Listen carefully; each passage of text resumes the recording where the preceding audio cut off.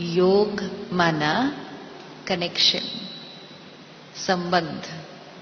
सारा दिन में हमारा किस किस के साथ कनेक्शन है।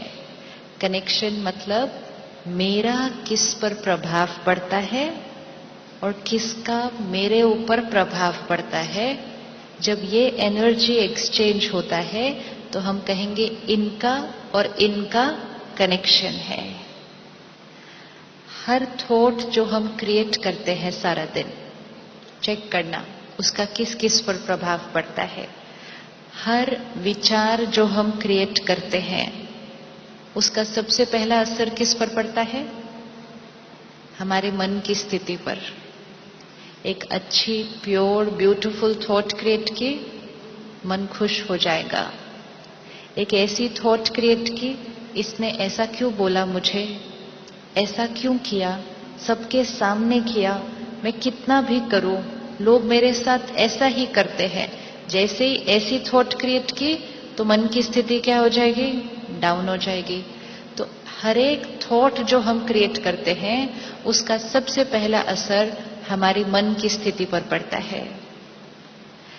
हर थॉट जो हम क्रिएट करते हैं उसका दूसरा असर हमारे शरीर पर पड़ता है। अभी अभी आपको भाई साहब ने कहा अगर आप रोज मेडिटेशन करेंगे तो आपका तन भी स्वस्थ हो जाएगा। क्यों?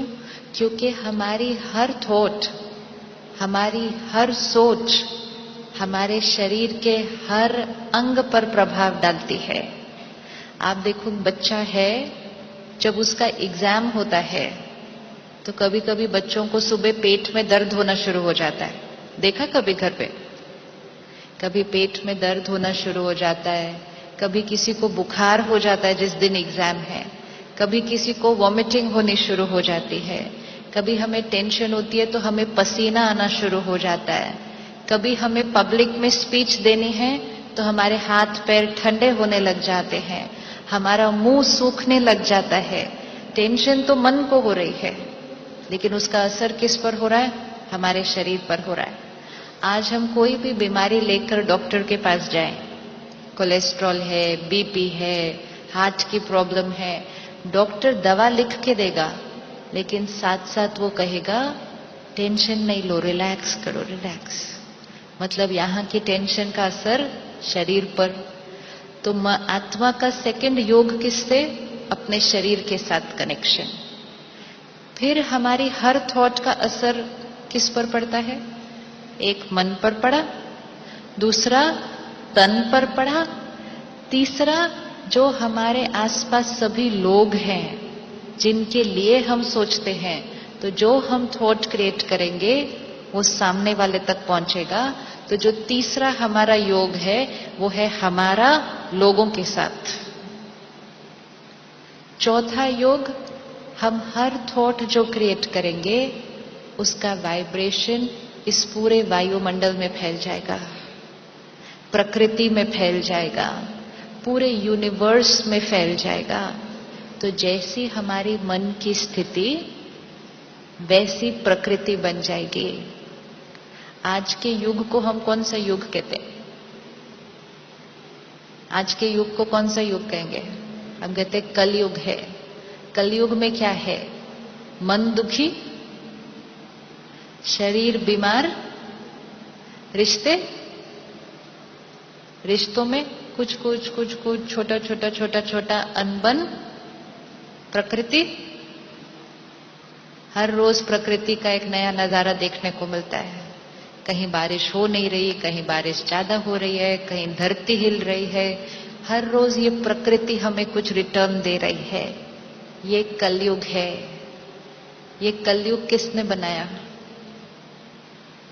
ये कलयुग का जिम्मेवार कौन? हमारी हर सोच। अब हमें सतयुग बनाना है। सतयुग में मन कैसा होगा? सतयुग में मन कैसा होगा? एकदम खुश, प्योर, ब्यूटीफुल। सतयुग में तन कैसा होगा? सतयुग में तन कैसा होगा? बीमारी क्या होती है ये पता ही नहीं होगा। इसीलिए आज भी देवी देवताओं की जब मूर्ति स्थापन करते हैं तो अगर थोड़ी सी भी मूर्ति में कुछ भी थोड़ा सा भी खंडन होगा तो खंडित मूर्ति स्थापन नहीं करनी, क्योंकि देवी देवताओं का शरीर कैसा था? परफेक्ट। क्योंकि आत्मा कैसी थी? परफेक्ट। सतयुग में रिश्ते कैसे होंगे? दिखाई देता है सतयुग में रिश्ते कैसे होंगे? कितना प्यार, कितना हार्मनी, एक दूसरे की बात को सम्मान, एक दूसरे को समझना। सतयुग में मौसम, प्रकृति कैसी होगी? कोई पंखा नहीं चाहिए होगा, कोई एसी नहीं चाहिए होगा, कुछ नहीं चाहिए होगा। हमेशा मौसम कैसा होगा? परफेक्ट। ये सब कुछ बाहर परफेक्ट इसलिए होगा क्योंकि हमारी हर सोच परफेक्ट हो गई है। ये सतयुग लाने में हमें कितना टाइम लगेगा? सिर्फ एक सोच का खेल है। जब हमारी सोच नेगेटिव, हम कलयुग में हैं। जैसे ही हम उस सोच को चेंज कर लेते हैं, प्योरीफाई कर लेते हैं, क्लीन कर लेते हैं, पावरफुल कर लेते हैं, हमारा स्वर्ग शुरू हो जाएगा। क्योंकि उसी क्षण मन खुश, शरीर हेल्दी, रिश्ते ब्यूटीफुल, वातावरण प्योर। तो हम सब यहां क्या बनाने के लिए आए हैं? रेडी बनाने के लिए? रेडी बनाने के लिए? तो उसके लिए अपनी चिंता को, गुस्से को, चिड़चिड़ेपन के स्वभाव को, दूसरों को क्रिटिसाइज करना, गलतियां निकालना, निंदा करना, ये सारी आदतों को क्या करेंगे हम इस 4 दिन के अंदर? ये छोड़ के जाएंगे। और ये बहुत इजी है। तो मन का, तन का, संबंध का, प्रकृति का, ये सब चारों के साथ योग किसका? ये शक्ति आत्मा। और ये चारों पर आज नेगेटिव असर क्यों पड़ रहा है? क्योंकि आत्मा की पावर क्या हो गई? वीक हो गई है। सुंदर प्रकृति, अच्छे संबंध, स्वस्थ शरीर और प्योर मन, इस सब के लिए आत्मा कैसी चाहिए? आत्मा कैसी चाहिए? पावरफुल चाहिए। अब ये वीक आत्मा को पावरफुल बनाने के लिए एक और के साथ संबंध जोड़ना पड़ेगा, एक और योग करना पड़ेगा, एक और कनेक्शन जोड़ना पड़ेगा। वीक बैटरी को पावरफुल बनाने के लिए क्या करना पड़ेगा? चार्ज करना पड़ेगा। आप सब सुबह सुबह अपने मोबाइल को चार्ज करके आए? चार्ज करके आए? एक चार्ज्ड मोबाइल ही आपको सारा दिन सेवा दे सकता है। आप उससे बात भी कर सकते हैं, आप उससे फोटो भी खींच सकते हैं, आप उससे सारा दिन सब कुछ कर सकते हैं, सिर्फ जब तक वो चार्ज्ड है। जैसे ही उसकी बैटरी डिस्चार्ज होने लगी, अब वो ही फोन है, सारी फैसिलिटीज उसमें है, लेकिन बैटरी डिस्चार्ज हो गई, तो अब वो कोई भी अपना काम जो अब तक कर सकता था, इस क्षण कर सकता था, इस क्षण अब वो नहीं कर सकता है। तो आपको लगता है हमें भी चार्जिंग की अब जरूरत है या नहीं है? चार्जिंग की जरूरत है।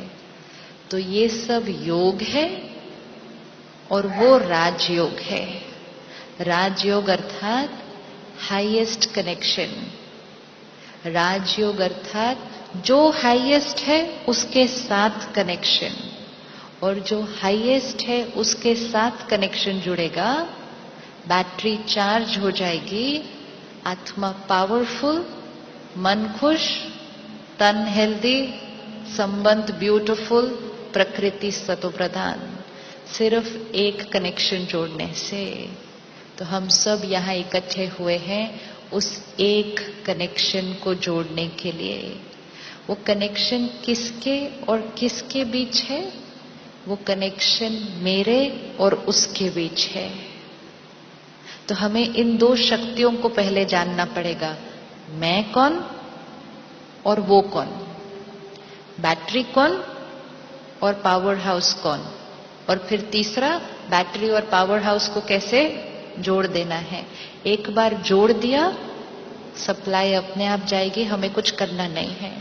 हमें सिर्फ इन 3 चीजों की नॉलेज चाहिए, मैं कौन, वो कौन, और दोनों को कैसे कनेक्ट